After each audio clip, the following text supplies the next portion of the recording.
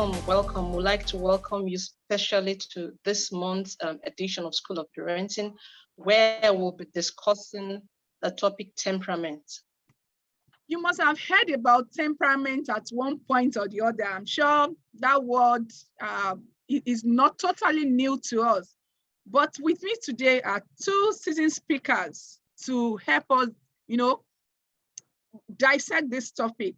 My first speaker today is Sister Lola Alamu. Sister Lola Alamu is a faculty member in School of Parenting, and she is married with two children. In School of Parenting, we call such parent 2-star general.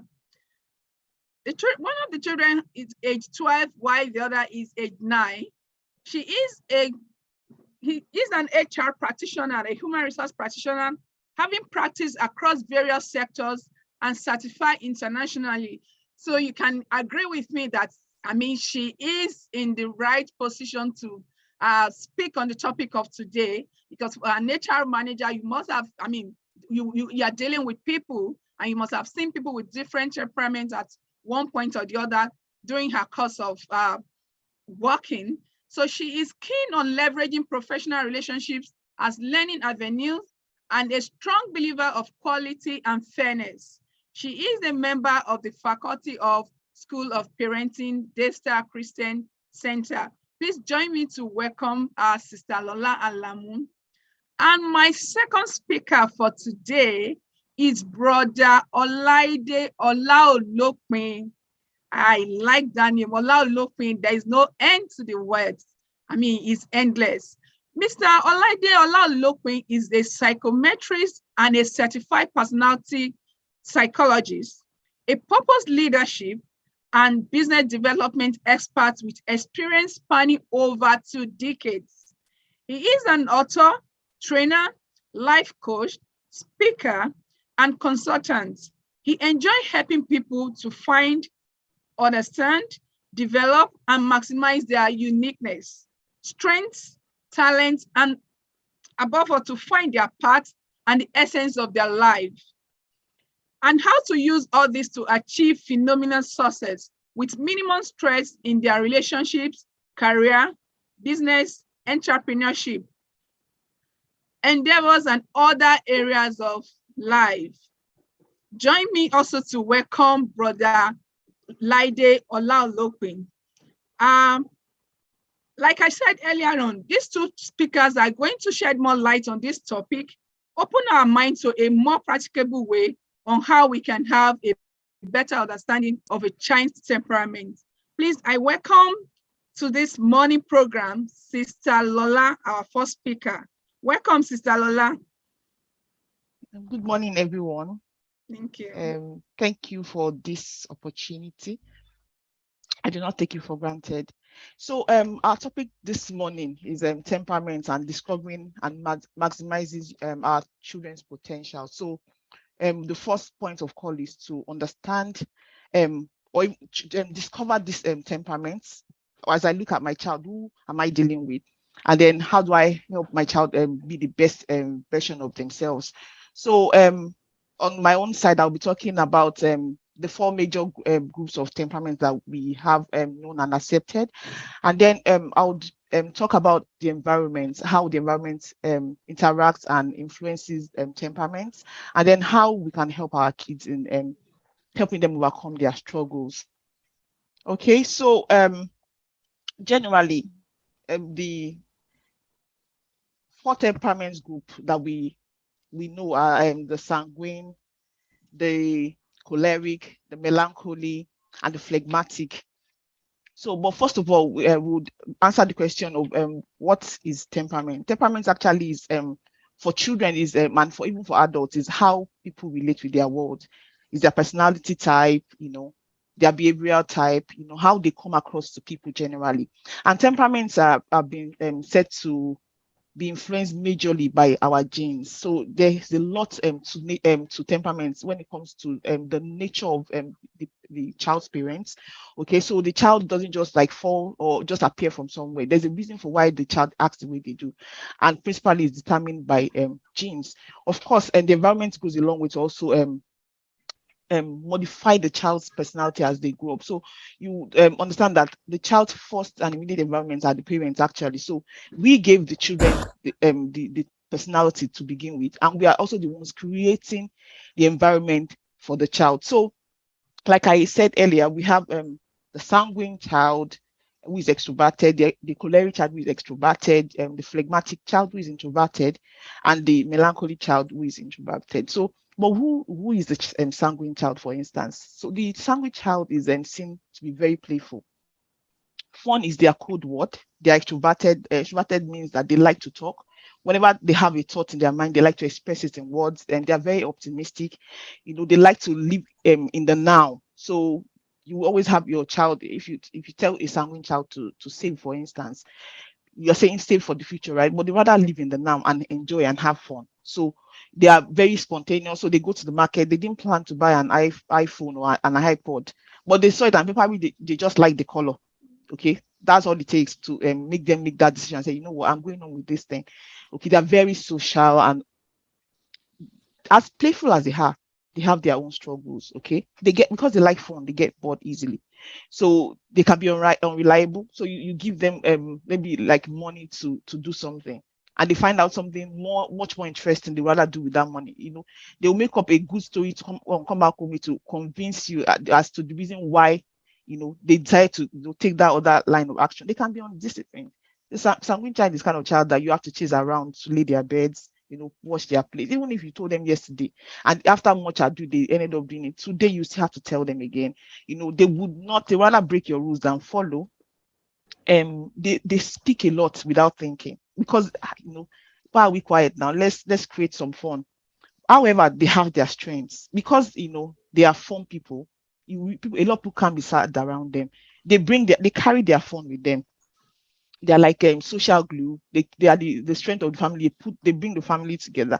If you have them on your team, for instance, they will always be the one promoting. Just give them the idea, they run with it. In fact, what you have not told them about the idea, they will tell people about it more than what you've told them. They can motivate others. So when, you know, your parents are sad or things are not going well, they are the one, you know, that will come up and say, you know, everything will be fine. I just believe. You say, how do you know? I just know that everything will be fine.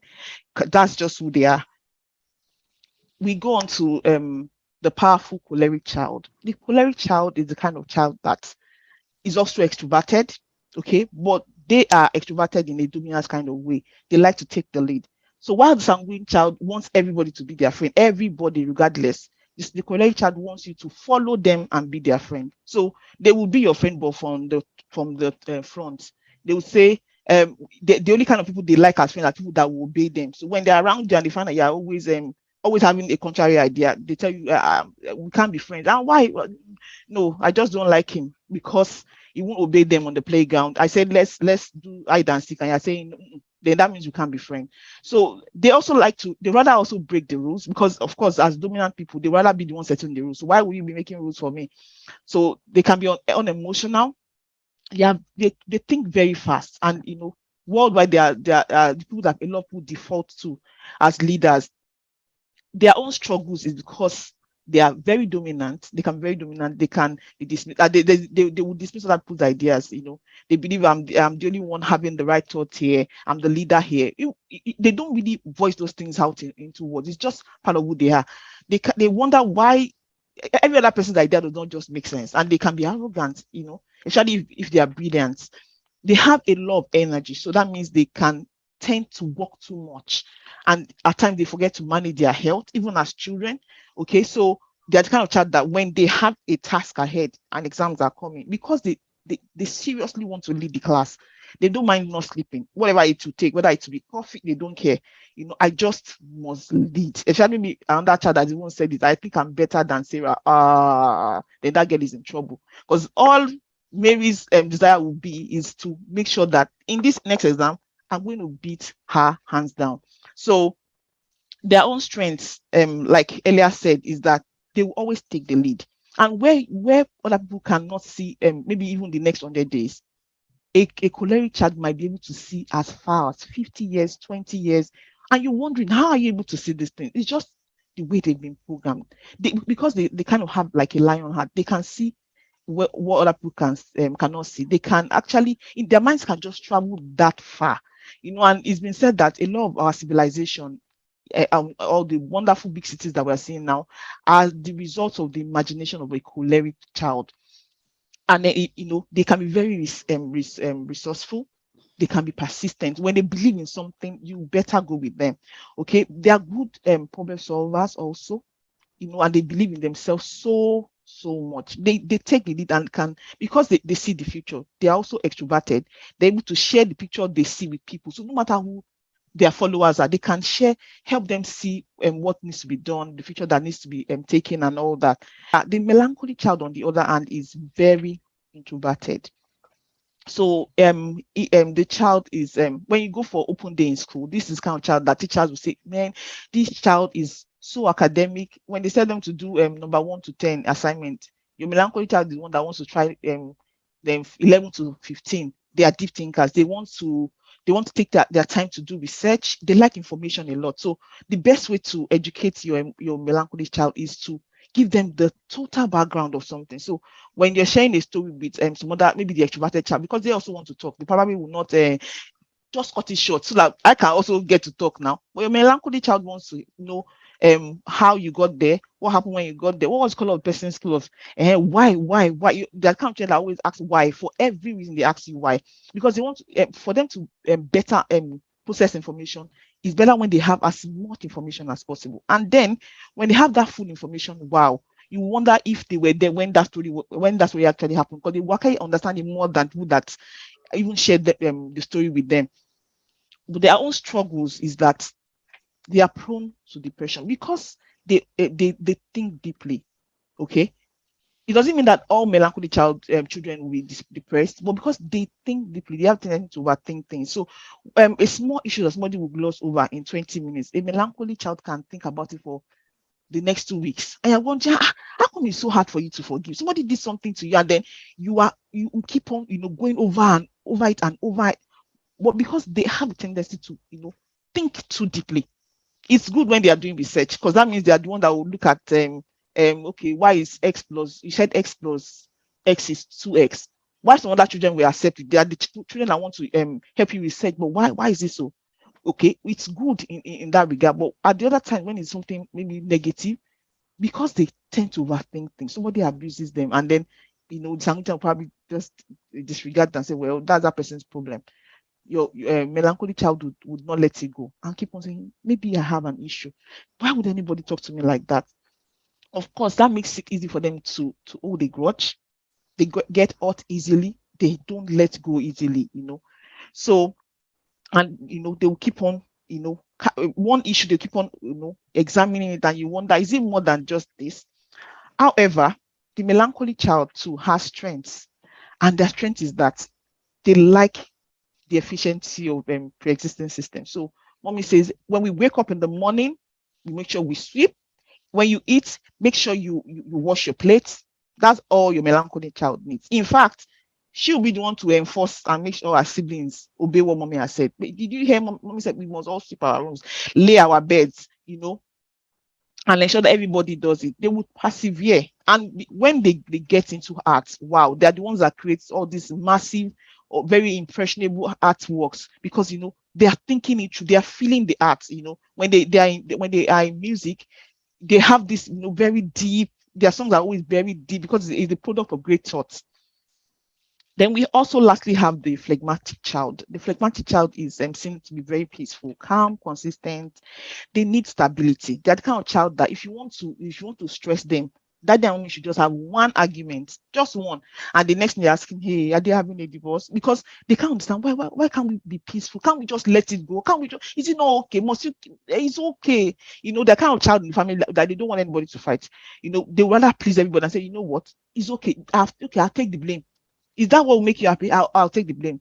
Okay, just don't let's create stress around here. So they like a lot of consistency. They like to know that mommy and daddy are happy. They like to, just keep the peace no matter what. And they can be very, very submissive also. they don't mind being led. So they don't have a lot of problem with choleric leaders. So the choleric leader wants to lead, the phlegmatic is ready to follow. So no stress. And with their struggles, they can waste time. They like to daydream. They like to daydream.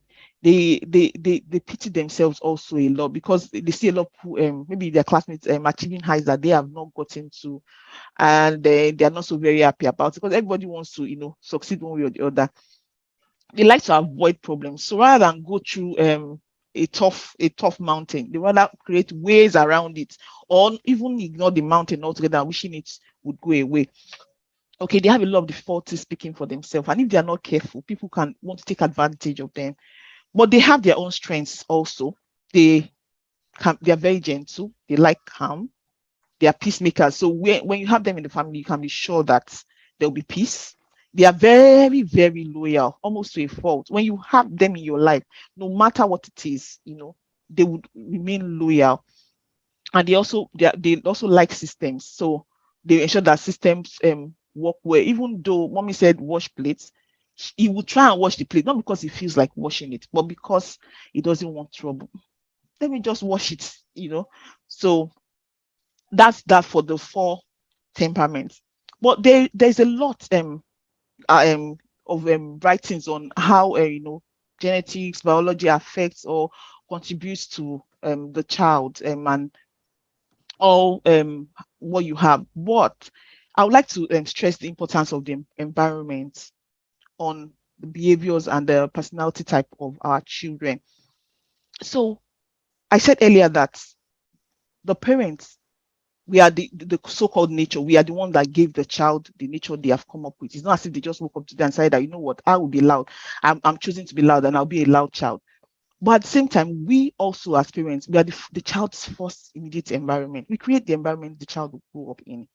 Okay, so we should try and understand that we have a lot of work to do when it comes to their temperament. There's a lot of temptation, especially I would say for us women. I'm a woman, so I can speak for myself, that we have the tendency to look at this child and say, you are just like your father, or daddies will look at their daughter and say, you know what, you're just like you talk too much, you nag too much. And if we are not careful, we will take that thing we don't like, maybe about our spouse, about our father-in-law, our mother-in-law, and then start taking it out on those children. But we should remember that they didn't just wake up in life and decide that, you know what, I'm going to be a picky person, or I'm going to be very loud. It just so happened that when they woke up, they also found out that they were like that. So above all, what we need to do as parents is to learn, is to first, try and know who your child is, and then totally accept the child. That's the first thing. Accept the child totally as God's perfect gift for you, 100%. The strengths, the weaknesses, whatever. Accept the child first. Then you can now start working on what areas that might need working on. Also, there's a theory by Stella Sches and Alexander Thomas. They call it the goodness of fit theory. So they said temperament traits are in themselves neither good or bad. But what makes them adaptive is the degree to which that trait and their environments are a good fit. I want us to take a minute or two to actually reflect on this saying. So there are things that in some settings we say they are bad, right? But in another setting, it might just be okay, depending on who the child is interacting with at that point in time. Okay, so are we going to just keep on changing our child by environment, saying, my mom is very, very hyper when it comes to neatness. So you're going on holiday now, you're going on summer break. Make sure that when you get to mommy's house, you wake up 5 a.m. I know the child doesn't wake up 5 a.m. normally. Wake up 5 a.m., sweep our compound, wash the plate, cook, I'm just reprogram the child, getting him ready for that environment. And then when he's going to meet another person, is that what we want to keep on doing? So so people say in relation to the environment, you either change the child to fit the environment, or you change the environment to fit the child. But how long are we going to keep on doing this? So every time my child is going to interact with another person, I'm going to like pre-program him ready and send him forth. Make sure that this handbook I've given you, you follow it. As you're going to that place, behave this way. Or we just say, you know what? I think my mom is just she stresses too much. So I'm going to make sure my children don't go to see my mom anymore. So please, mommy, you are the environment. I don't want my child interacting with you, right? And then so my child is comfortable in the comfort of the home. I accept him fully, and that's it. Or there's a third alternative that says train your child. Okay, you've come to understand who your child is. You've identified what is temperament type is like. Now sit down with him, help him to develop or strengthen his strengths, and where he has weaknesses, you are able to work on it, not complaining, because we always be tended to want to complain and lash out, okay, but not complaining, trying to work with the child such that as time goes on and is finally ready to be let go in life, is ready. And the readiness it takes a while. So I won't expect that, okay, we are going towards 100. You start from 0, you're now on 20. You're still on 20 and you're 12. How come? Are we going to wait forever? We should understand that it's a continuous work, so that finally when we are ready, when the child is ready and we are ready to let them loose into the larger world, they are at the best a place they can be, still trying to work towards perfection. Okay.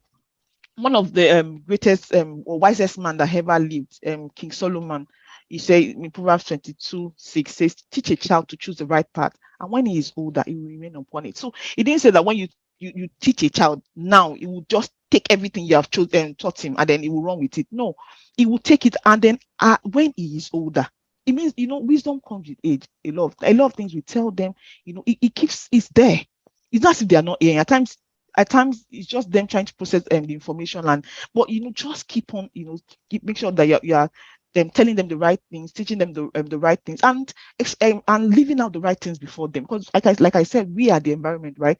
Leaving out the right things before them, so that when it's time for them to start making decisions, they can choose the better life.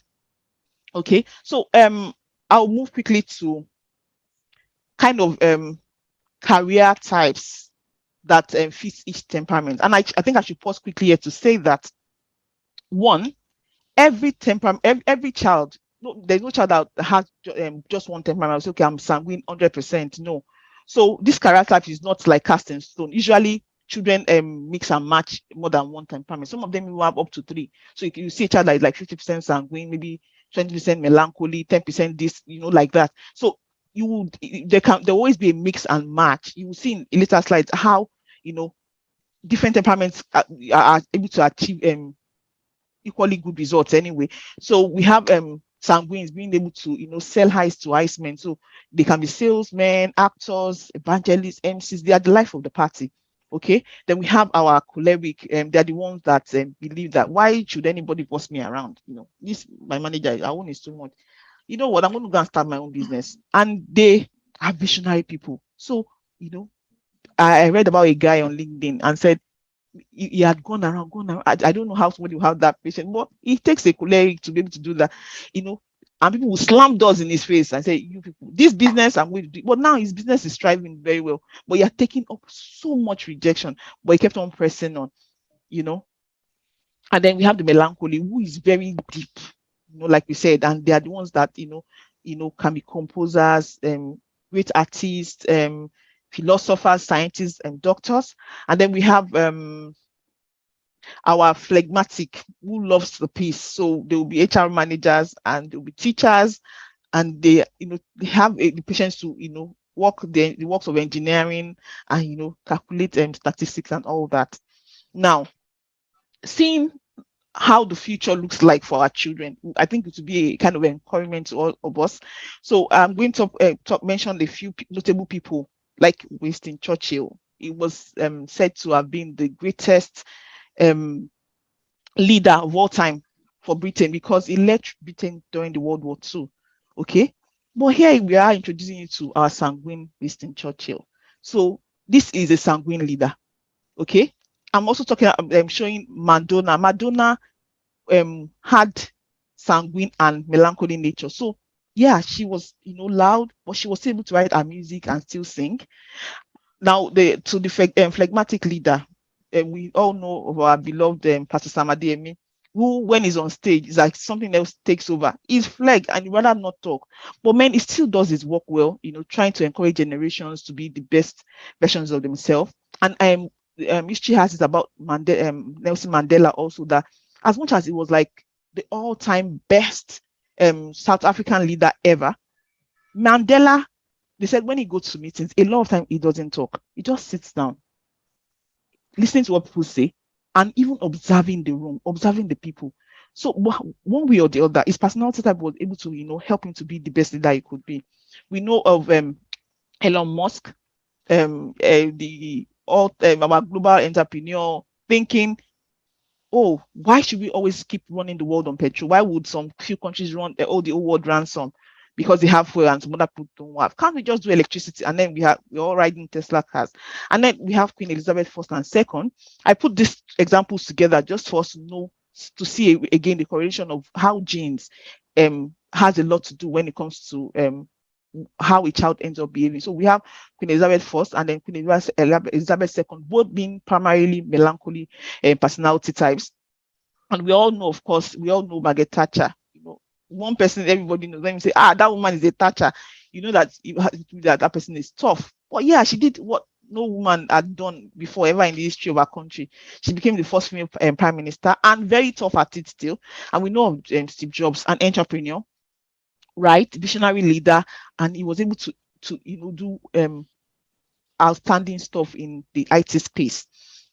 So I think so far we've been able to come to a lot of conclusions that one, temperaments are as a result of genes, but can be easily and heavily influenced by the environment. That we, the parents, are the environment, okay? But above all, we have another environment I want us to talk about here. We actually are the external environment. We determine, a lot of things that this child sees. So imagine my child is sanguine, I'm sanguine. So I can't say, oh, you are so loud, because I'm probably very loud myself, right? So it means that it is possible that my child has a lot of things to work on that I also have to work on. But there's this internal environment and the person of the Holy Spirit that can actually help us to teach the child from inside. So because there are some things the children, no matter how close we are to them, they might see it as a trivia. That I really don't need to talk to their mommy about it. It's a trivia. But God knows it's a big deal. But when he has the Holy Spirit inside of him, the Holy Spirit goes a long way to help you to teach that child well. So I'll give you an example. I have two boys, and because they are of same gender, they always clash. As in, they want the same things, they want to play with the same things, they always clash. As in, like a constant thing. And at times I'm tired. Like, when would these children learn to, even learn to play together? But recently, but the younger child, the first one is in boarding. They use a bunk in their room, and the younger one just came to me and said, "I'm tired to be carrying that to Joshua." Where did that come from? From nowhere. And he said, I've decided that I will let him have the top bunk. And that there's been a struggle on that. Why would you want to have the bigger, the smaller bunk? It's your brother's one. He just wants it, okay? So because I found like he likes it. So when he's home, I always let him sleep on my bed. I never had that conversation with him. But those are like the work that the Holy Spirit does for you. Now, to me, it's him scaling the point when it comes to kindness. Already, he can be kind to his brother that is a sanguine and obviously annoys him a lot. And he say, no matter how he treats me, I've decided to be kinder to him. That is the work that the Holy Spirit does in places that even things that you probably won't even be looking at as an issue or as a thing. But the Holy Spirit helps the child to begin to work on all these weaknesses. And so it goes beyond why, of course, as parents, we will do our job. We must do our job. We must be the one to ensure that we're also working on ourselves, trying to create that environment that is conducive for growth for them, trying to understand that we have to create that environment where, they are seeing the right examples, the right Christian example, right godly examples to follow. But on the other side, we should also work on ensuring that they come to have a relationship with the Holy Spirit, because really, every child is different. And there is no manual. There's nothing that says, oh, this is how you must behave as a child. There are really no manuals, okay? So, but God knows what works with every child. So even when I have 4 children, all melancholy sanguine, they're going to have different experiences, okay? So we should try to understand that part. So are there advantages to understanding my child's temperament? Yes, definitely there are, okay? It aids our parenting and our ability to provide guidance per child. So, like I said, all children are different. So it helps us to understand that child, okay?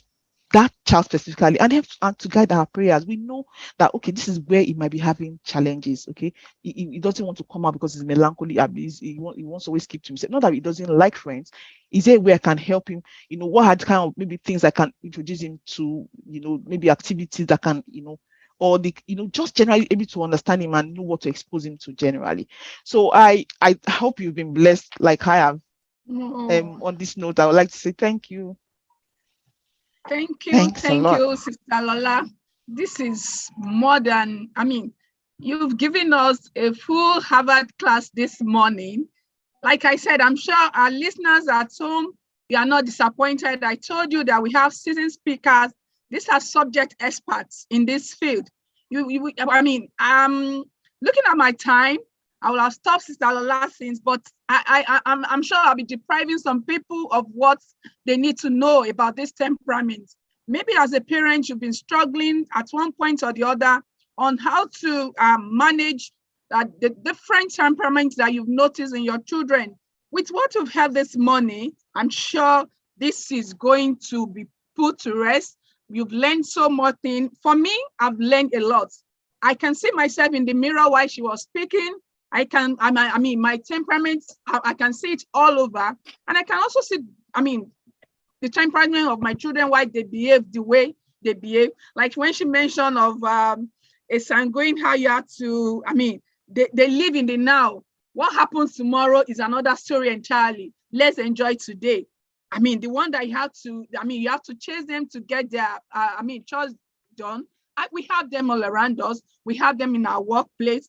But the most important thing that he mentioned at the end of it all, said this temperament, some of it are influenced by our environment, but there's this internal environment, which is the Holy Spirit, that helps you to teach the child, that helps the child to, to bring out the positive side of their temperament. And if there are other negative vices or negative aspects of their temperament,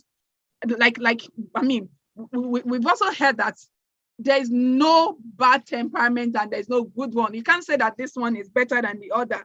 Temperament traits are in themselves neither good or bad. Rather, let's make them adaptive.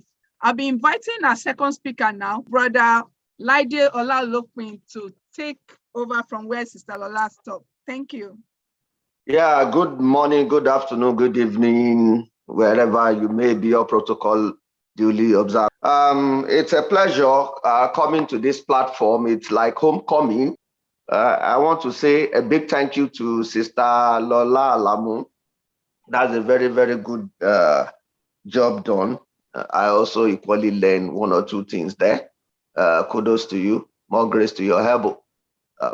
So today, I will only be focusing on the aspect of our own contributions as parents. Although I'll be talking generally, picking one or two things generally, but I'll be talking about how our own contribution as parents influences the outcome of our unions, that is, our children. Sister Lola did talk about a few things about that, and she did justice to that. Like you have your slides now, children are given to us by the owner of life. Children are given to us by the owner of life. So parent has delegated responsibility on his behalf. What I mean by this is that we don't own our children. They are not properties. Like we were children too, we were never properties at a particular point in time in our lives when we were children. We are owned by the owner of life, and the owner of life determines when we need to come, at what generation we need to come. We didn't come, I, for example, didn't come 200 years ago to this world. I was never sent to this world 5,000 years ago during the time of Father Abraham and co. But it pleases the Lord to send me to the world at this particular point in time. So in doing so, the Lord God Almighty determined by himself what he needs to put together to make me who I need to be, because we are his battlers. So parenting cannot be delegated, even not on your behalf. The Lord decided who to parent who at a particular point in time in generation. So he has put into you the qualities that are needed to bring about what he wants to do. Like Sister Lola duly said, the environment contributes. The psychometric structure of every individual are contributed primarily by 6 people: the grandparents, the 2 grandparents, the father and the mother, the 2 grandparents on both sides, paternity side, maternity side, and the mother and the father. However, the 60% of the contributions are coming from the father and the mother at every point in time. 60%. So when a child is born, he or she is 80% complete. You know, the psychometric structure is 80% completed at birth. By the time the child is expected to clock age 7, like the owner of life has structured it, the environment, education, love, acceptance, parental acceptance are supposed to come together to contribute 20%. And this 20% is so vital that it can destroy, it can reshape the psychometric structure of an individual. You know, I hear many times people ask me, you know, over decades, can temperament change? My temperament was this, and yesterday my temperament is this today. Why is it so? When there are changes, significant changes, there will be little changes, you know, here and there. But when there are significant changes, it's a symbol, it's a sign that there is a structural fault happening somewhere. There is something bad is happening within your structure, and it is also a symptom that you are most likely not going to actualize your purpose. So, having said that, you can employ caregiver, but you cannot employ parenting giver. It's not possible, because the Lord deliberately chooses you to become the parent of this phlegmatic, melancholy person, or of this melancholy, sanguine person at a particular point in time. So you pick out of your sanguine, out of the husband's phlegmatic, out of the melancholy psychometric structure of the grandmother paternity side, out of the choleric of the grandmother maternity side, out of the, you know, like that. So, and when it structures it the way you want it, it determines who, having chosen you, knows that he has put in you everything that is necessary to bring about a fruitful life for this young fellow. So in today's world, your child will only grow through, through childhood once, then they step into adulthood. Before today, the community is responsible. The community also play a part in parenting children. But the community has moved into the digital world today. So therefore, and the global digital world, the global digital parenting structure is so skewed that it models cultures. It models all cultures together. And therefore, when cultures are modeled together, the Arabian culture, the African culture, the Yoruba culture, the Igbo culture, the Ghanaian culture, the English culture, the Spanish culture are all put together as one, then the implication is that there is no structure, there is no parenting structure.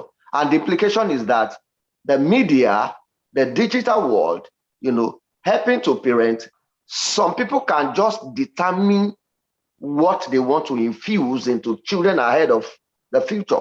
It's so alarming that the Christian community today don't realize a few things happening around our world, because some people somewhere just sit down and create a particular cartoon or create a particular kind of movie from Nollywood, from Bollywood, from Hollywood, and they target the parenting. And before you know it, they infuse one or two things into one movie one soap opera and what have you. And their aim majorly is to help parents some children the way they see it. So it is very important that we have that at the back of our mind and that we are deliberate about parenting. Parenting is deliberate. If you do not build the developed part of you inside of your children, you will lose them very easily after high school, because the digital world is parenting them for you if care is not taken, if you are not conversant and you are not following up. And by the time they get to adolescent stage, teenage age, then they begin to look forward at the future outside of their home, and the home doesn't seemingly look, interesting. So you need to build an interesting home around your home, regardless of the kind of temperament structure your children has. A child that spends the better part of his or her life outside of the home is prone to not enjoy the homely companionship, but instinctively seek approval outside. So by the time our children are getting to the teenage age, it is most likely in most cases that if we have not done our homework, we will have lost them ahead of time. So if you have your children spending time outside of the home most of the time, it is high time that you sit down with your children and do justice, because their psychometric structure will determine how they leave the home. The psychometric structure will determine maybe they are going to come back home, or maybe the home will be home to them in the first place. So I'll talk a little bit about the different psychometric structure, how this plays out if time permits. So all things being equal, temperament and personality should be the same. However, what is temperament? What is personality? Temperament is the inbuilt behavioral structure of an individual.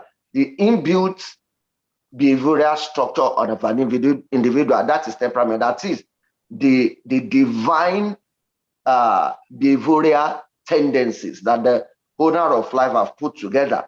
The way the owner of life, the way God wants that individual to respond to life, how God expects this person in accordance to his calling, in accordance to his purpose, in accordance to his will, how he wants that person to respond to humanity. So temperament is the inbuilt behavioral wiring of an individual, while personality is the outward projected temperament or the outward projected behavioral structure. What am I talking about? Temperament is the inbuilt, coming from heaven. Personality is the one that you, as God has given you grace, as an individual. Temperament and personality is what you release out. This is me.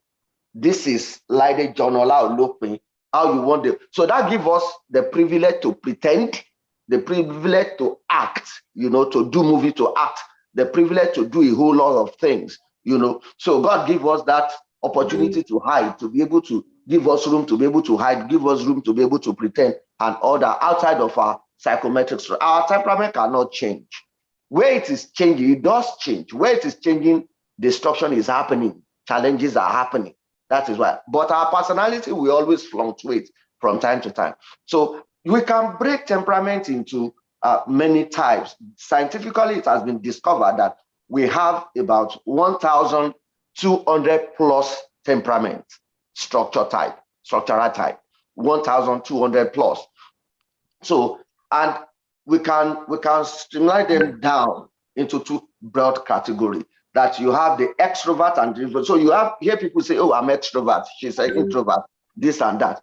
Now, extrovert means that someone who lives life outside of their mind most of the time. 80% of the time, extroverts live life outside of their mind, and introverts live life within their mind most of the time, 80%. So extroverts are sanguine and choleric, introverts are phlegmatic and melancholy, and we can break this further into two other categories, each one of them. So you have the extrovert being the choleric and sanguine, like I said, and phlegmatic, and melancholic, like I have said. And each one of them, the choleric is about 260 plus. The sanguine is also the same number, phlegmatic the same number, melancholy the same number. So when it comes to our own contribution, your contribution to your child's future mental architecture, our temperament determines how our mental architecture will be, what we're able to conceptualize, the challenges that we are built for, the problem God built us for to come and resolve. Structure of our mental architecture is determined before we came to life. So when you are saying, a particular person thinks one way or the other way, you don't choose how you are going to be thinking. A child, when a child is born, a child will not pick, I like to think this way in the future, I like to do this in the... No, the owner of life has predetermined how we are going to live life and respond to life, handle challenges and all that. However, every child, every life, adult and children, came because there is a problem to be resolved by them. You didn't just come to life because you want to live life, because you have come to make money, because you want to be a Yoruba man, because you want to be a Ghanaian man, an Indian man. You go. No. The owner of life determines where you are dropped, the society, the people, and all that. And also the problem you have come to resolve. So every life is a solution moving, So when a child is born, a solution is born. A problem solver is sent to the world. However, the mental architecture now is in such a way that, like I said before, the different parents and the grandparents who had contributed to, principally 6. So by default, certain things will happen, and by environment, which is part of the 20%, certain things too ought to play.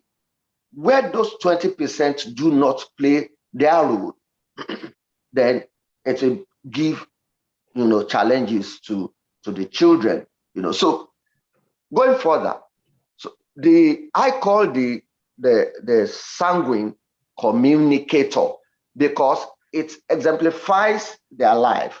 The sanguine communicate. Their life is about communication, their life is about mobility. Then the phlegmatic, their life is about loyalty, friendship, friendliness, and the melancholy's life is all about standardization, is all about cognitive capacity and the ability to see, to pick loopholes, while the choleric life is about leadership, is about batting new things, that is for them. So our contribution as parents is, you cannot blame a child, just like what Sister Lola Alamu had said before. You can't say to a child, why do you behave that way or this or that way? Because invariably you are talking about yourself or your spouse or your mother or your in-laws, because you are playing a major role as the same way the other people too, the other 5 people too are playing a major role. So you have a contribution in the life of every child that comes through you. So therefore, for the phlegmatic oriented individual, there's no temperament that is 100%, just like what Sister Lala had said, 100%, but we have all 4. All 4 temperaments are present in everybody. However, you have the chief or the principal among the 4, and in most cases, 2 or 3 can be passive, while one can be principal or chief. So for the phlegmatic oriented, which I designated PR here, that is pressure riders, they are pressure riders. For the phlegmatic oriented individual, the children that are phlegmatic oriented, the meaning is that there is one chief phlegmatic contributor, and among the 6 people, the husband, the wife, the grandfather paternity, the grandmother paternity, the grandfather maternity, and the grandmother maternity.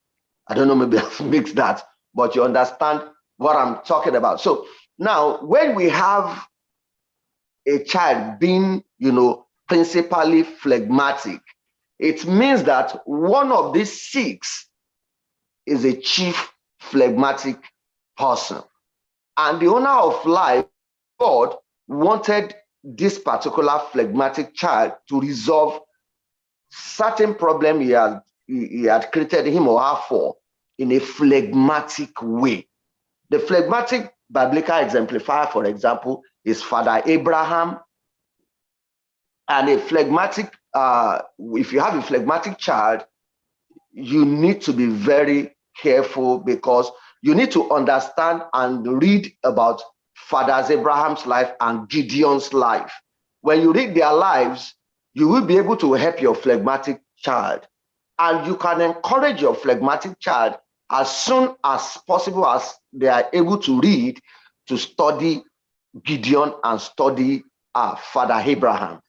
Then you have the next slide, please. You have, so that I don't take too much of time, the C is the communicator here, which is the sanguine. The sanguine, and the sanguine are relating people. They relate, they are mobility people. They can't stay in one place. So therefore, if you have a sanguine child or you have sanguine children, you'll be doing a lot of shouting, trying to make sure that they are straight on the line. But most times they are never straight on the line, and that should not give you a problem. That should not give you room to curse them, to abuse them. Oh, CNN, you talk always, your bomb cannot sit there in one place. What's wrong with you? You don't need to do all that, because you are destroying the future ahead of time. You are destroying their mental architecture ahead of time. So your responsibility as a sanguine child's parent is to understand Aaron in the Bible, and is to understand a part of David. David is a sanguine, melancholy oriented individual. You need to understand your sanguine. Maybe your sanguine is predominantly a sanguine like Aaron. Aaron is predominantly a sanguine. Apostle Peter is predominantly a sanguine. You need to understand the architecture of your own child. Maybe is predominantly a sanguine, or maybe it's a sanguine phlegmatic, sanguine melancholy, or sanguine choleric. So there are different, like I said, each one of them is we have 250 types of each one of them. So you need to know where your child lies. So I will encourage you to go to www.true101.com and do a psychometric test for yourself first as a parent, the father and the mother, and for your child. I think after now, the slide for the instruction on how to go about it, I think the moderators will roll it out for us, to go through. So, however, for the sanguine child's parents, for you to help develop the mental architecture in the nearest future, you need to encourage them on how to relate with people and how to choose the right word. So, however, their solution, the problem they have, the solution they have brought to this world to resolve is all about verbalization, mobility, connecting people together, and what have you. So you must choose the word you speak to them very carefully. So you need to understand Apostle Peter, you need to understand Aaron, and you need to, once this child is up of age and able to read, you need to encourage them to study this character in the Bible. So the next slide is about the examiner. The examiner, I tag the melancholy oriented as the examiner because this is all about their lives. They examine, they investigate. That is all about their life. That is why they are good with analytical related courses, related discipline, because that is what they have come to this world to resolve. They are able to pick errors. They are able to pick where challenges lies. You are giving them as something, a report. They are able to pick, even as a child, they are able to pick where you make mistake. Mommy, you make a mistake in this, your write-up. Daddy, you make a mistake in this, your write-up. If you have a melancholy child and you do a lot of reporting, a lot of writing, I will encourage you to give to you. Once your melancholy child is age 7 upward, you can give it to them. Help me proofread this. You will be shocked with what you are going to be getting. So for us as parents of melancholy oriented children, we need to understand that they are not given to strength. They are not given to strength. House choices can be very challenging for them. However, they don't like to beat the system like the sanguine. But however, they are not really given to. They are very obedient and dutiful because there is structure. So for them, they play along with that.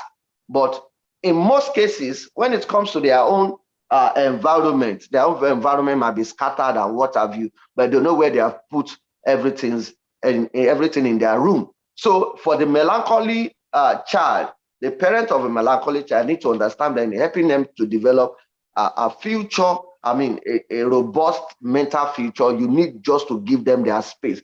When they need to have their space, give it to them. Because like Sister Lola said, they are prone to depression.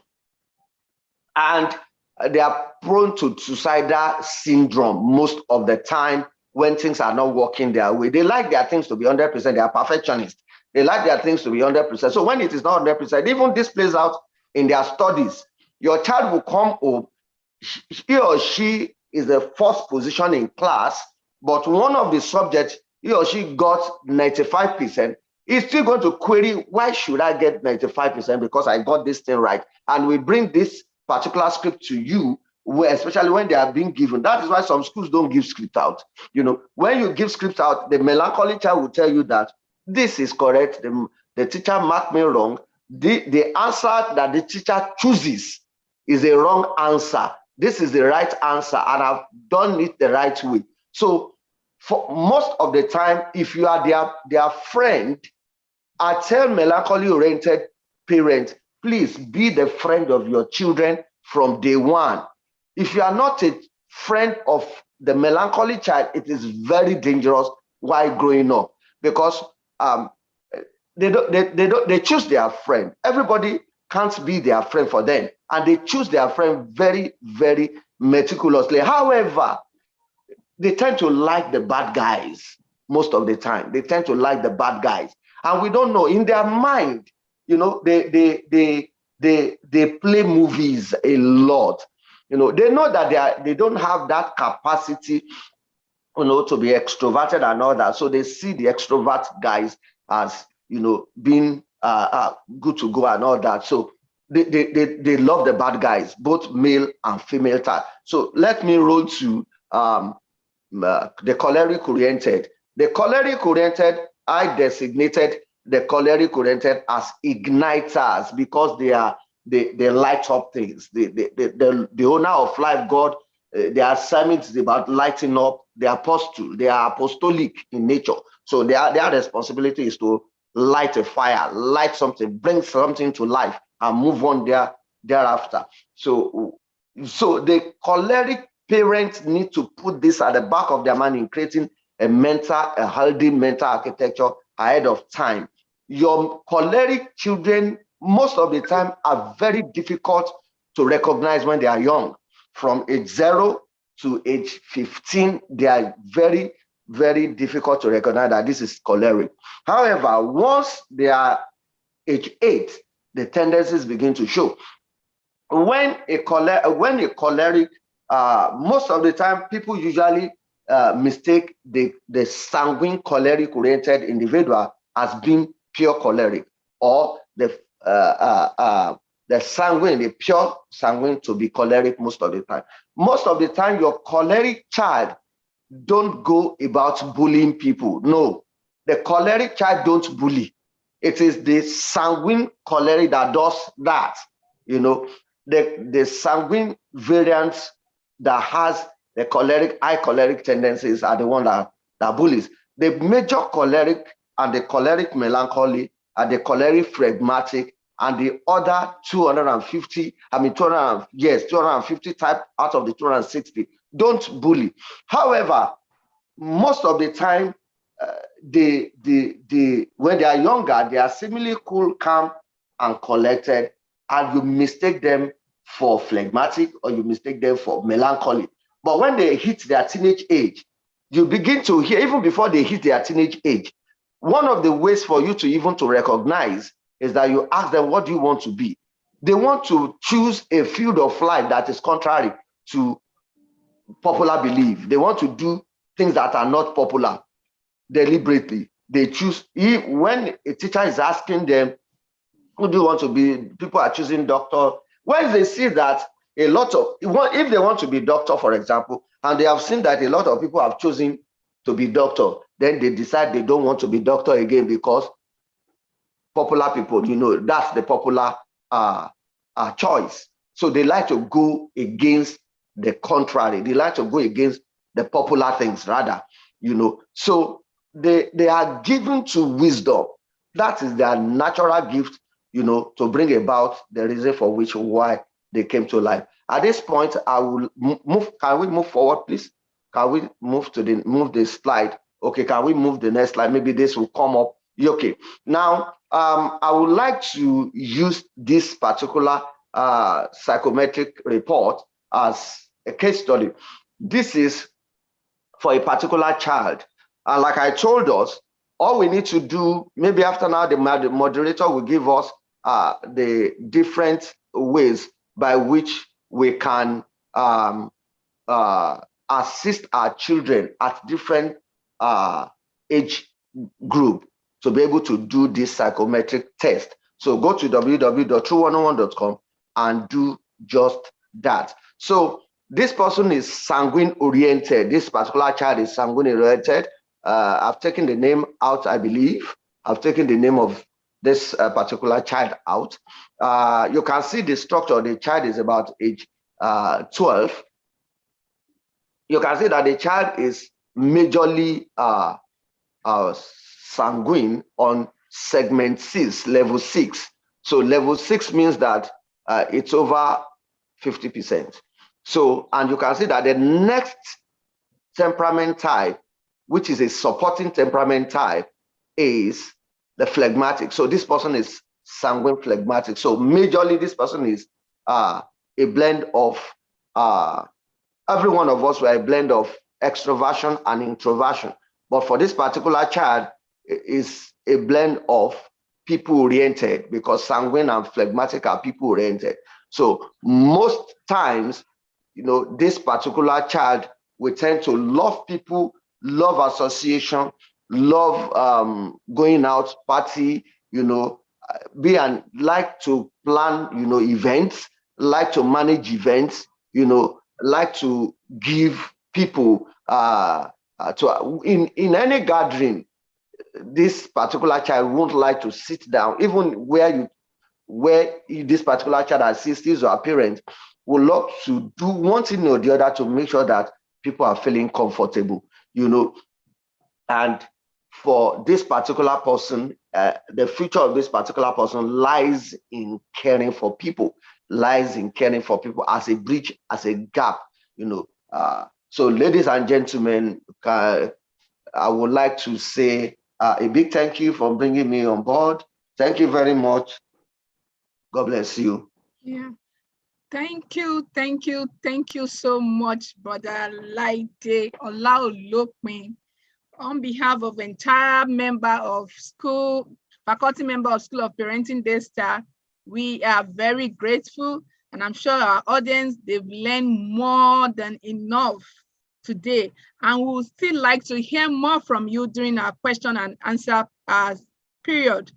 If I can hear you, I mean, if I can re-echo what you said, and clearly, you made mention of something that is very, very key, that when we keep complaining about our child's temperament, we're basically complaining about ourselves, because the children they are our own reflection. So is it that the temperament, they've taken a part of it from us, from our spouse or parents or in-laws? So rather than complaining, we should try as much as possible to see how we can harness this temperament to bring out the positive side of it. You mentioned something on that the temperaments are inbuilt. So when you notice a drastic change in a child, take for instance a child that is, all over, he's everywhere, he's a sanguine, and all of a sudden he starts getting withdrawn. He doesn't want to play with his peer, even at family gathering, he won't say anything. This is someone that on a good day, he will be the one trying to arrange things, make sure that everything is okay. But he doesn't want to even, you even ask him a question, he doesn't want to talk, he just wants to be left alone. For us parents, that is a red flag. Is a warning sign. So because that just tells us that temperament will not just change overnight. It's an inbuilt. It's our personality that can be changing from what our speaker just told us this morning. So when you have such children, then it's time for you to quickly move. If you have not been close to such a child, then you need to move close to him and find out what's going on. What made you to stop talking suddenly? Then he'll be able to speak out, he'll be able to tell you why he's acting the way he's acting, so that if there's any correction, if you can nip it in the bud before it goes too bad, then you can do that. Then he also said that all the 4 temperaments, they are present. I'm getting to know that today, again, that all the 4 major temperaments, we all have it, but some will be passive in us, while you will not have a major temperament, maybe that will be dominant, and that's the one that people can easily identify you with and say, oh, she is a sanguine, she is a melancholic, then she is a phlegmatic person. So please let's also take note of this. And talking about I told us earlier on that Brother Laide is a psychometrist when I was reading out his profile. So please check through the chat room. You will see a psychometric test that you will need to go through as a parent. You go, do the test, then also do it with your children. And the beauty of this psychometric test is age appropriate. You see the ones, you can apply it for a child below 5, the ones above 5, between the age of, I think, maybe 10 and above. There are some that you will need to guide them. There are some that you just need minimal guidance. And some, for a child that is, I think, maybe 12 and above or 13 and above, you can leave them to do their test on their own. Then you can now sit together with them and analyze the results together and see where you can come in, where you need to make some form of improvement or the other. Every minute spent on this seminar today is worthwhile. For me, I've learned so much, and I'm pretty sure that a lot of us have learned so much. We've had things that, we didn't come across when we're reading books on temperament. And so we'll be going into question and answer season now. What are those burning questions that you have in your mind that you would like the speaker to throw more light on? We've told us earlier on that we should drop this in our chat room. Just because our time is fast spent, so I'm going to start with our last speaker. There's a question that the parent is asking. It asks, how can I influence or change my child's temperament? I know you mentioned something during the course of teaching all that, temperament cannot be changed, but just to throw more light so that this parent too can have a better understanding to this question. So, Bra Laide, please, I want you to help us answer this question. How can I influence or change my child's temperament? Thank you. Yeah, you should not attempt to change your child's temperament. Never, please.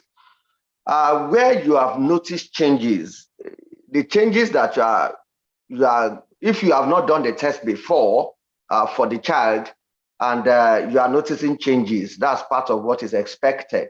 You know, as we grow up, we pick up, you know, the environment teaches us, as we also teaches our parents, and the digital world also teaches our parents. Even for adults too, we are in school 24/7. You know, we are work in progress as well. So when you notice changes before you did the first test for your child, do not be alarmed. When you have done a test before, if you have not done a test before, do a test now for yourself and for your child. When you have done a test before, and after a while, 3 months, 4 months, 1 year, 2 years, you are seeing significant changes, go back to the test and run the test. The test is expected that we do the test every 3 months. However, I tell people the least you can do is to do it once in a year, you know. So when you notice significant changes after you have done the first test, please go back and run the test. You are I don't know, maybe you can bring the slide for me again, the graph that I use as example. The graph that I use as example, bring it back, please. The graph that I use as example, I think is the third to the last slide, please. Yeah, good, good. If you notice, there is the last bar. The last bar, you can't get it elsewhere except on through 101. It's referred to as impediment quotient. Impediment quotient. What this measures is the quantity of viruses that our psychometric structure carries per time. You know, so this is where fluctuation happens. So the meaning is that that last bar is draining 3 segments out of this particular child's psychometric temperament structure.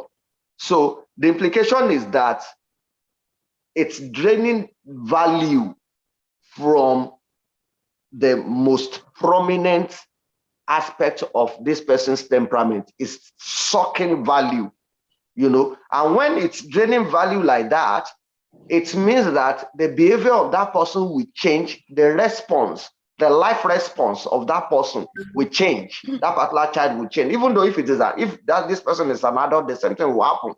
And the implication is that the possibility to maximize purpose is near to zero. The higher you have that impediment quotient, the more alarming it is.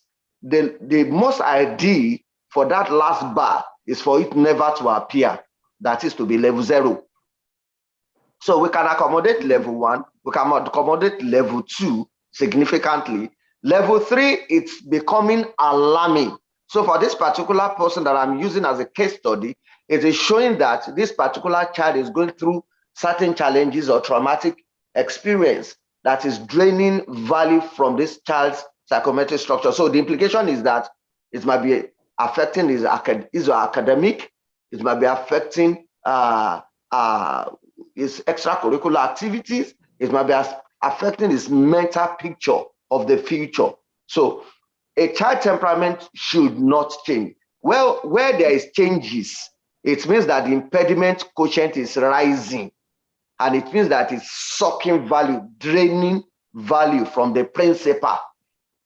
So, which should not be allowed. So I will tell you to sit down with your child, you know, run this particular temperament assessment and help your child out, know what this particular child is experiencing. If he's a teenager, know what this person is experiencing in his or her life. Thank you very much. Thank you so much, Brother Laide.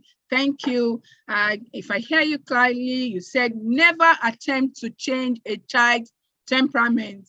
You know, stop. I mean, that comparison. Your sister is very quiet. Why are you so lousy? What? No, they are of different temperament. I mean, she will never be like her sister if they are not of the same temperament. So do not attempt to change your child's temperament.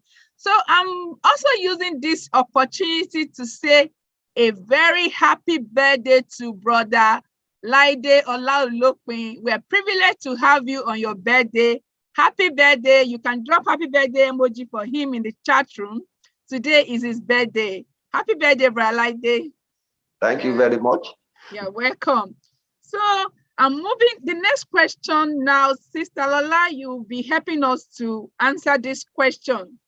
The question is, are temperament genetically determined or defined? A parent wants to know, are temperaments genetically defined, or are they genetically determined or defined? Well, I think it's been said over and over that yes, a lot has to do with genetics. But like they has mentioned, how we have six major contributors: the father, mother, and then the grandparents on both sides. So it's more of genetics, yeah, of course. And then we have come to also accept that the environment plays a huge role also. So it's more of genetics, more of nature, and then some nurture too. Okay, yeah. Thank you, Sister Lola. Sister Lola, don't go away. I still have another question for you right away. He said, how can I tailor or discipline to accommodate each child's temperament? I remember you telling us about your two sons, children of the same sex, but with different temperament. You've noticed it in them. So this parent is asking, how can I tailor or discipline my child's temperament to accommodate each child's temperament? Now, we're not talking about, you have more than a child in the house. How do you tailor this temperaments? So different discipline method will work for different temperaments. As long as we are African parents, we will always maybe smack our children or tell them off strongly, but for different things work for different children. For the sanguine child, it's more of because they are fun lovers. Your best bet is to take away some of their fun. So like if you want it to really go home, if like you can seize their tablets, for instance, that is a final one. Like for most, especially in this tech age, or set some boundaries on and don't allow them to have some things. Okay, that is one way to allow them. For sanguine children, especially, I would like to quickly say that when you want to discipline them, do it immediately, as immediate as possible, because they really like fun. If you're not careful, if they do the things like the wrong thing 30 minutes ago and you're coming back later, like an hour after, to say you did this, he might even have forgotten. So it's almost like an injustice to him. So address the whatever issue immediately, and let it be more of you taking away some reward for them. Okay, for the choleric child, is more of setting boundaries. He likes to lead. You are right. So he would like to, probably do some dangerous things and get in trouble. So it's more about setting boundaries. You're not allowed to do this. This is the latest time you can do this.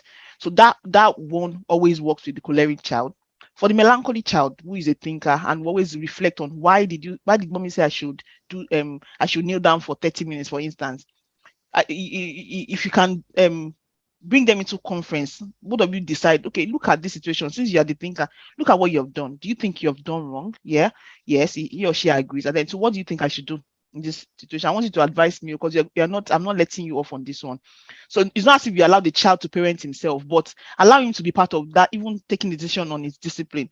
For the fleck child, however, if you allow such decision to be made, he will tell you, I know I was wrong, but please forgive me, I'm sorry, don't do anything. So for a fleck child, you have to be more authoritative in determining whatever disciplinary action you want to take when they do wrong things. Okay, thank you very much. The picture is getting clearer. Still on my hot seat, Sister Lola. I'm not letting you go off now. A parent just wants to know that, does temperament change with age? That my child that is, displaying some temperament from at the age of 7, probably maybe he's a little bit of melancholy and more of phlegmatic. Is it possible that maybe later in life, by the time he gets to his teenage year, he'll probably be a melancholy, then the phlegmatic part will now be the recessive part? So without external factor, without anybody trying to, force the change down his throat, that is it possible, or are kids sentenced to life on, or to the temperament they are born with? Like a child that you've noticed the temperament type at age of 5, is that going to be what that child will going to be for the rest of his life? I'm sure it's a bit similar to a question that Brother Laide had answered earlier too. Thank you. Yeah, I'm going to go with Brother Laide on what he said earlier about the fact that temperaments will not change. Without external influence, temperament will not change. It's going to be as it is, because we were born with it. It is who we are, basically. It's only with the influence of the environment, maybe you as a parent trying to come in to help them identify strengths and weaknesses, that you can begin to see some changes. So basically, temperament would not change. It's not. We should also not see it like as if it's a sentence, however, because even from the so-called weaknesses, strengths can actually comfort. Thank you so much. Thank you. Please check the chat room, the psychometric test. The link has been dropped in our chat room. Please try to, go through it. If you're unable to admit, I won't advise that you do it now while the seminar is going on. Just copy it and save it somewhere. You can do it at your spare time. I have a question in the chat room, and we like Brother Olalokwin to help us attend to this question. He said, I have seen that we have 16 personality traits. Please, what is the relationship between temperament and personality? Thank you. Brother Laide, over to you. Generally across the globe, in the knowledge industry, in the aspect of the psychometric and temperament and personality, there are so many words that are interchangeably used. People use temperament, personality, psychometric, personality, psychometric, temperament, and what have you. On a layman's level, temperament, personality, psychometric behavior, and what have you can be the same, can seem to be the same, but they are not, And so the 16 personality traits, when you Google and you see a lot of testing, so every trainer or coach or psychometrist personalities have the way they have called their own program, So you see the color type, you see the 16 type, and what have you. But we have about 1,200 type of temperament type. Like I said before, the four major ones, the choleric, phlegmatic, sanguine, have about 260. Each one of them have their variants. So you have the sanguine choleric, sanguine phlegmatic. I'm just going to mention a few for each one of them. Sanguine choleric, sanguine phlegmatic, sanguine melancholy, and you have sanguine variants of all of this too. So you have the choleric male, choleric san, choleric phleg. You have the melancholy phleg, melancholy san, melancholy, like that. So, but when we want to go in depth a little bit, temperament is the machine, the you inside you, the machine that the owner of life, God, manufactured to come to life, the machine itself, the software itself. Why personality is the production of that machine, the production, the software, the outcome of that software. That is the personality. Wow. Temperament is the engine. Personality is the output of the engine. Like I said, for example, the engine of your car is the temperament. All of what makes the engine of your car is the temperament of that car. The personality of your car is the performance of your car. So when the engine has problem, it's the personality that will make you to know that this car has a problem, has a fault, because the output is not good enough, because the output is not matching the engine. So that is why I said at age 7, temperament and personality of an individual should be the same. Where it is not the same, the engine producing the personality is faulty. Maybe the engine oil is not good enough. Maybe you need to change the engine oil. You need to maintain the engine oil. You need to service the engine to produce quality results. So Out of the abundance of the heart, the mouth speaks, for example. Yeah. So out of the abundance of the engine, the sanguine speak. That's an example. Yeah. Thank you. Thank you. Thank you so much.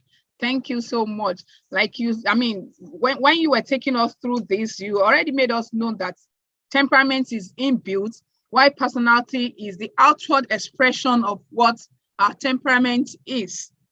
So, well, I mean, with what you just told us now, it's made it clearer. And I'm sure the parent that asked this question, and for other parents that have such question in their mind, you've been able to throw more light on it, and I'm sure they have better understanding of how this works. Now, still with you, Brother Laide, I have a question here. It said, in trying to help a child with choleric temperament, can his or her will be broken? I've identified that my child is a choleric. I mean, his temperament is choleric. Now, I'm not trying to, I know that you like taking the leadership, you like people to follow you, but I mean, you can do better. You don't have to be too fussy on people. You don't have to seem as if you are lording your will over them. Now, why trying to do this as a parent? Can the will of such child be broken? Maybe unknowingly. You should not attempt to break the will of your choleric child at all, at all. That's not the responsibility you are given as a parent by the owner of life. Remember, he or she is not your property. You know, you've been given a responsibility to do. However, when you see that Bible, just like what Sister Lola had said, quoting the scripture, train a child in the way that he should go. Mark the word, he should. You have a responsibility to know the future of your child ahead of time. When I was about to give birth to my first child, I have 3 children. One is a sanguine choleric. One is a choleric. That's the firstborn. The secondborn is a choleric phleg with a high dose of melancholy. Then my third child she's a sanguine choleric with melancholy. You know, so when the first child was coming with this knowledge, then I started practicing. So I asked the Lord, who is coming? I need to know the future ahead of time to help this particular child that is coming. So the Lord gave me the name of that child, and back and forth, myself and God, we had some conference, and eventually we arrived at something, you know. And going fast forward now, because of this particular child's temperament, I know the will, the structure of our will, you know, and our extroversion tendencies. My responsibility is not to break that will. My responsibility is schooling, train a child in the way it should go. My responsibility is to train that child. I have seen the future. Jesus's parents saw the future ahead. Why? God does not want them to make mistake in parenting Jesus. He didn't just tell John's parents, oh, your child is coming, blah, blah, blah, and what have you. It's because heaven does not want them to make mistake. Don't go and call this child stone. Don't go and call this child Oridota or something. You know, God wants them to name that child the summary of the calling of that child. Jesus, the summary of Jesus, the summary of the calling of Jesus. That's what God wants them to name the child. And John, the same thing, so that they will not make mistake and be calling that child the wrong name. So the name we call our child is the summary, or should be the summary of the calling. So I went to God to ask for that, and He gave me, and that's the way I name all my 3 children, you know. However, their will are supposed to be polished by yourself as a parent. So your responsibility is coaching, training, this, and knowing that child's temperament and that child's future ahead of time. Jesus's parents, for example, Jesus's mother and Jesus went for a wedding, and Jesus had been performing miracles in the house, at home. And Jesus's mother knows the future as a glimpse. The Lord won't tell you the future of your child 100%. He will just give you glimpse, you know. So like God just gave me glimpse. So the glimpses have been shown ahead of time, you know, to Mary and Joseph, so they know. And Jesus has been performing miracle in the house, so they know somehow. They have an idea. So, but they don't know that he was going to die on the cross. Hence, they will not want that, you know. So God didn't show them that one at all. So thank you. So when Jesus went for the wedding, Jesus' mother went for the wedding. Remember, Jesus' mother said, "Oh, these people have problem. Come and fix this problem." And he said, "It's not my time," because Jesus' mother knows the capacity. So don't break the wheel. Train, sit that child. If that child is overbearing in your own mentality, you know, bring the child down, sit the child down. This is who you are. This is what you should do. A sanguine child should be trained about how to speak quality words that will defy other people, not word that will break down people's life. You know. So thank you so much, Brother Laide. We've all heard it. We should not try to break the will of our children while trying to, while trying to help them in, the various temperaments that we've been able to identify. Brother Laide, I'll call you back to give us a parting word. Like about 45 seconds to round up. But while rounding up, there's a question in the chat room that I would like you to use. I would like you to attend to. He said, interesting to know there are prophets in the Bible we can attribute our character. Phlegmatic children are encouraged to study Abraham and Gideon. I'm curious to know my prophet's character. Although this the person that asked this question didn't tell us the exact temperament that he is. Maybe he's a flesh, but when you're around, please try to help us attend to it. But I'll be calling on Sister Lola in 45 seconds. Please give us the parting word, Sister Lola. Okay, so my parting word would be that accept your child's personality, its temperament in all its totality. It's a blessing. There's a scripture that says that don't throw away the cluster because there's a blessing in it. It's that boy, that girl is a blessing. Accept it in all its totality and help him as his parent to be the very best he or she has been called by God to be. Thank you. Thank you. Over to you, Brother Laide. I think you asked me a question first, right? Yes, I said you should. Why giving us your parting words? You should try to help us attend to that. If the person wants to know that which Bible character can he study, I should let him know the Bible character that he can study to know his temperament. But unfortunately, he didn't tell us the particular temperament he's referring to. Maybe generally you can just speak on it. Okay, the choleric-oriented children, for the choleric-oriented children and parents, please study King Solomon and study Apostle Paul. For sanguine, Aaron and Peter. For phlegmatic-oriented people, study Father Abraham, Gideon. For melancholy, study Moses and Elijah.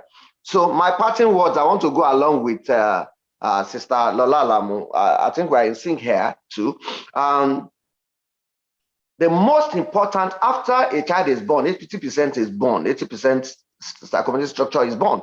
20% is left for you and the environment. Now, the 20%, the most significant one of the 20% that take 80% out of the 20% is parental acceptance. So when a child is born, that is why for me, I love the way Pastor Nick's parents in Australia, accepted him. If he was not accepted, that is the pastor that doesn't have arm and leg. If he was not accepted, me, I don't have that grace. I wouldn't have that grace. Maybe I would have died even before, the child gets to a particular age, So, but the acceptance of that baby as my baby, as in Pastor Nick's parent, gave a lot of success ahead of time for him. So it was a solid foundation. So most important is the parental acceptance. You need to accept your child the way your child is. Next to that is parental love. You need to give a lot of love to your children. in grooming the future. So thank you very much. Thank you. Thank you, everyone. Nice having you. See you next month. Bye.